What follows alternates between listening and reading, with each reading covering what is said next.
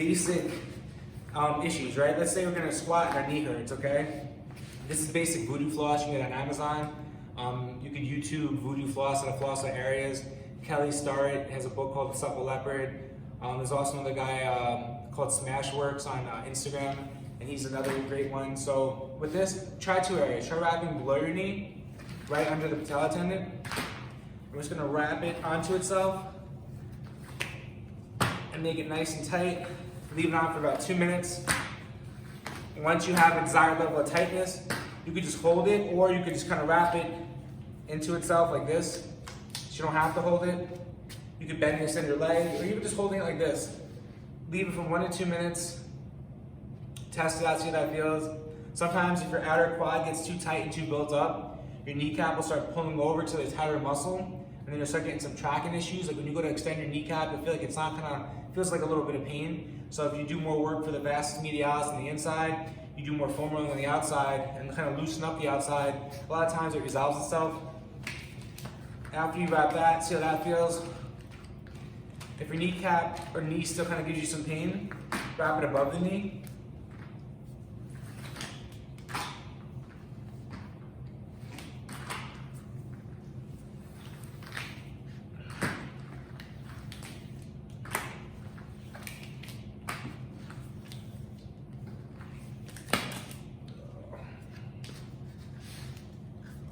And again, just hold that there, tie it into itself, leave it on for a minute or two. So these bands are great for any extremities, your ankles, your wrists, tennis elbow, wrap your forearm, leave it there for a little bit. I used to have tennis elbow so bad, and you know, between this and active release therapy, I think it's the only thing that really helps with tennis or golfer's elbow. I've seen a lot of treatment plans, and I think a lot of them don't work. It's also super quick. If you're Olympic lifting, you need to have that like elbow mobility and really keeping your elbows up. I've seen a lot of people wrap their triceps, helps loosen it up, helps a lot with range of motion. Even people with tight limited range of motion in your shoulders, if you wrap your bicep area up into your shoulder, your bicep tendon gets tight and sometimes restricts shoulder mobility. So just wrapping your bicep, wrapping it nice and tight and just doing some stretches with the band, having that compression really helps open up the joint. The band kind of works as like a trigger release. All the tight muscle and knots that are tight, it kind of hits every little spot and releases them at once. So it's like a really quick, effective form of foam rolling. And it also does restrict blood flow and get more blood back into the muscle as a secondary effect. But it's just a great, great release of anything tight. So all the extremities and joints, this is your go-to, voodoo floss or mobility floss. What else is going to be associated with doing legs? All right, a lot of people have tight lower backs. Lower back tightness most of the time is people need to do more core, but mostly they have a tight glute and a tight hip area. So what I find is a simple test you can do is if I lay flat, cross your arms, keep your chin down, and I'm gonna bring my knee to my elbow, same side, okay? So knee up to elbow, and then back. What I wanna do is do both legs. And what most people will find is one knee comes up much shorter. So there's a bigger gap between my elbow and my knee. Okay, so if I have that range of motion that's lost on one side, that means that side's a little tighter, okay? So we do this as an exercise by itself, just to kind of open up the hips, but look at the disparity in each side. If one side's coming up much less, address that side first. Once you have a leg that you find is tight, get a lacrosse ball. We're looking at the upper outer edge of the glutes. I'm gonna hold it. I wanna hold it until I feel like I find a painful knot. I want to exhale and breathe through it until that knot subsides. Like let's say the knot feels like a 7 out of 10. I want to breathe it out until that knot goes from a 7 to a 5. Then I'm releasing the muscle. If I just hold my breath and stay tight, you're not getting the release. If this isn't enough pressure, put my foot up here and stretch out that piriformis more. Breathe through it. So the first thing is addressing the piriformis muscle. The second most common tightness I see that nobody addresses is you have this area. If I lay flat, if my hip bone is here, right under my hip bone is this band.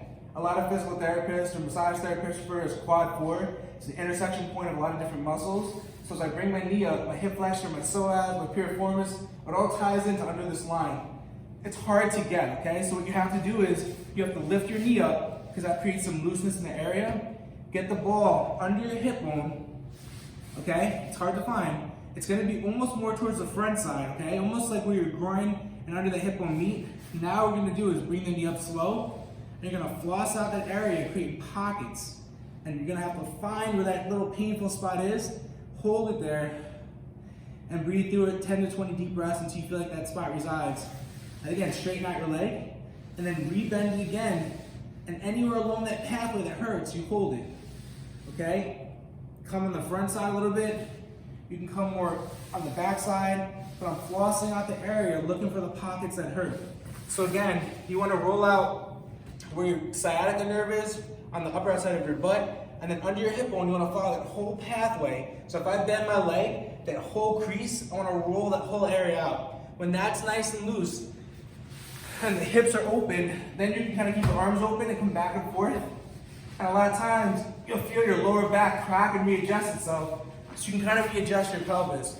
So when we have one side that's really tight, gets kind of jacked up and our hips get thrown off, loosening up the area with some tissue work, and then bringing that knee back and forth to kind of crack and reset your pelvis, 9 out of 10 times helps take care of that lower back pain. If you guys have any questions or want more detail, let me know. We'll go over so much stuff today, from legs to mobility to troubleshooting issues. But first, you have to grab your pink shaker bottle. Gonna mix it with some matcha green tea. I like green tea over caffeine, like regular coffee, because it has L-theanine. L-theanine kind of keeps you kind of calm. People take L-theanine by itself. And this has equal part L-theanine to caffeine. So I know if I do 80 milligrams of this of caffeine, it has 80 milligrams of L-theanine, plus all the antioxidant benefits. Then we're gonna mix this with some granite essential amino acids by my boy John Meadows. So that's what I'm gonna drink prior to this little workout.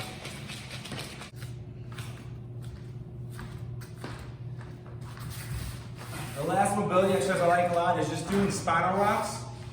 Steve Maxwell's big on these. I do these before jiu-jitsu all the time, in case you just kind of get ready for getting stabbed. Warms up my neck, so we're gonna roll back and then forward. Try to first just rock back and forth, loosen up your spine. Then try to bring your feet behind your head. And then forward. And then you can work into a rollover. So touch, and then we're gonna sit up and stretch. So roll, stretch, roll, stretch, roll, stretch. So it goes roll, stretch, right leg, left leg, center. And you're gonna do 3 sets. So right leg, left leg, center.